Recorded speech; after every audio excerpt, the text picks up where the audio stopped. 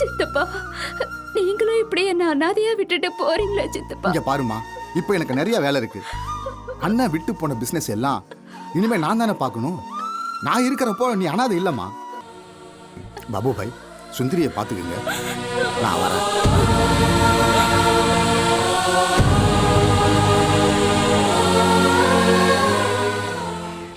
குருசாமி, நம்ம எந்த வேலைக்காக வந்தோமோ அந்த வேலை முடிஞ்சு போச்சு. இப்போ நம்ம ஊருக்கு கிளம்பலாமா? இல்லை இல்லை, சுந்தரியை விட்டு போக என் மனசு இடம் கொடுக்கலாம். போகவும் மாட்டேன். எனக்கு தெரிஞ்ச எல்லா மந்திர வித்தைகளையும் சுந்தரிக்கு சொல்லிக் கொடுக்கணும்னு சொல்லி நான் முடிவு பண்ணிட்டேன்.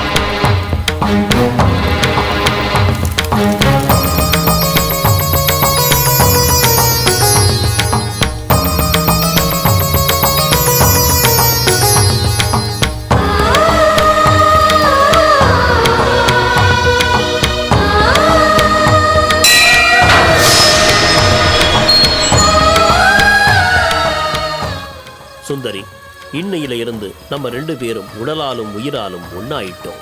இப்போ என்னுடைய சகல சக்தியும் உனக்கும் வந்துருச்சு. நன்றி சுவாமி. எப்பயும் மாறாத இளமையோட மார்க்கண்டேயனை மாதிரி இருக்கணுங்கிறதான் என்னுடைய நீண்ட கால கனவு. அதுக்கு நீங்க தான் வழி காட்டணும். நான் என்ன செய்யணும் சொல்லுங்க சாமி. 13 தலைச்சன் பொண்ணுங்களை கன்னி கழிச்சு அவங்கள உயிர் பலி எடுத்து அவங்க மண்ட ஓடுகளை வச்சு பூஜை பண்ணியிருக்கு. அப்படியே 13 வாலிப பசங்களை வச்சு வேண்டாம், நீ அப்படி செய்யக்கூடாது. நீ எனக்காக மட்டுமே பிறந்தவ. எனக்காக மட்டும்தான் நீ இருக்கணும். என்ன தவிர வேற யாரும் ஒன்று தொடக்கூடாது. உங்களை மாதிரி குரு கிடைச்சதுக்கு நான் ரொம்ப கொடுத்து வச்சிருக்கணும் சாமி. வாங்க.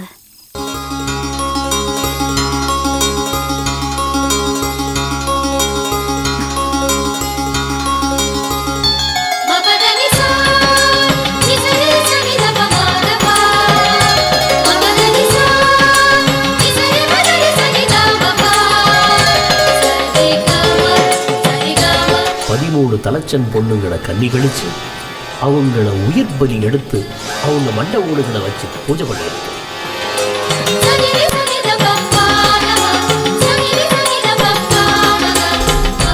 13 தலைச்சன் பொண்ணுங்களை கன்னி கழிச்சு அவங்கள உயிர் பலி எடுத்து அவங்க மண்ட ஓடுகளை வச்சு பூஜை பண்ணியிருக்கு.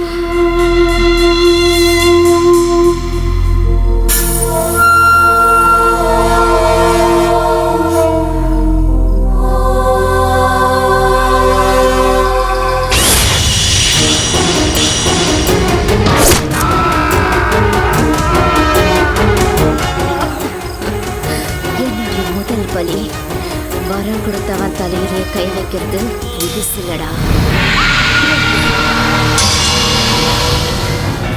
தேவி,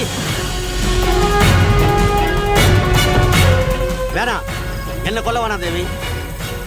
இந்த குருசாமிக்கு நான் எப்படி சேவை செஞ்சனோ அதே மாதிரி உங்களுக்கும் சேவை செய்யறேன் தேவி.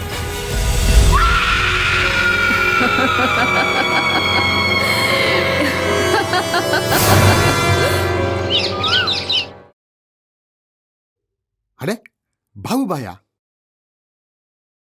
எப்போ வந்தீங்க? சுந்தரி நல்லா இருக்காளா? ஏதாவது முக்கியமான விஷயமா? ஏன் நீங்க பேசாம உட்காந்துருக்கிறீங்க? அதை நான் எப்படி உங்கள்கிட்ட சொல்றேன்னே தெரியல.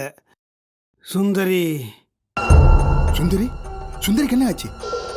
அதை நான் சொல்றதை விட நீங்களே நேரில் வந்து பாருங்க. பாபுபாய், எதையும் மூடி மறைக்க வேணாம், ஓப்பனா சொல்லுங்க. நம்ம சுந்தரி ரொம்பவே மாறிட்டா. அவ ஒரு போலி சாமியார் விரிச்ச வலையில விழுந்துட்டா. அவ சூனியக்காரி மாதிரி பூஜை வேற பண்றா. இதை நான் நம்ப மாட்டேன்.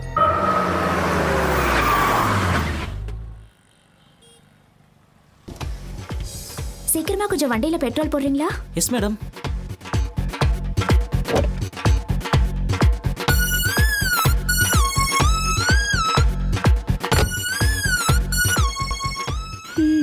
பெட்ரோல் போடுறதுல ஃப்ராட் ஒன்றும் நடக்காதே.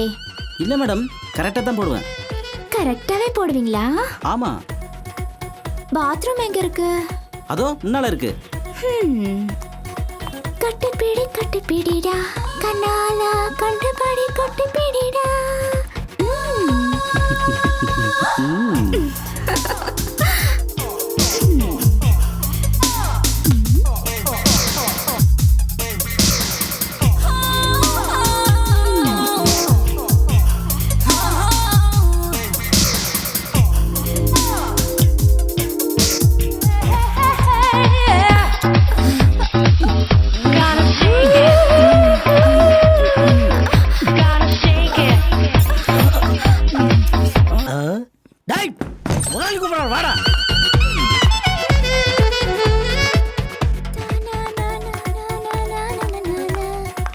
முடிச்சிட்டானா?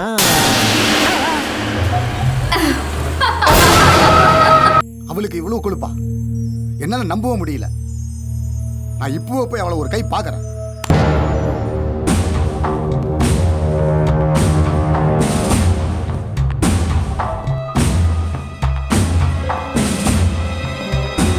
வாங்க வாங்க.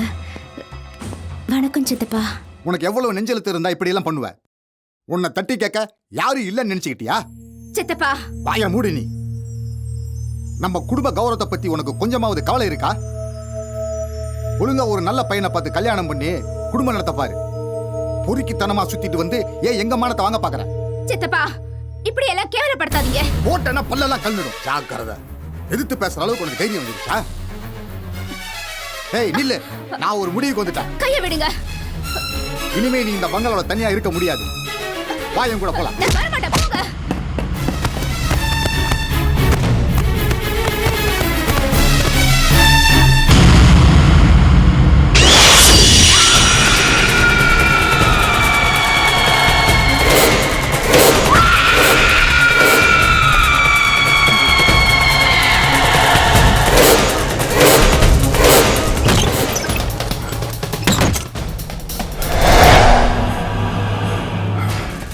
அட கடவுளே.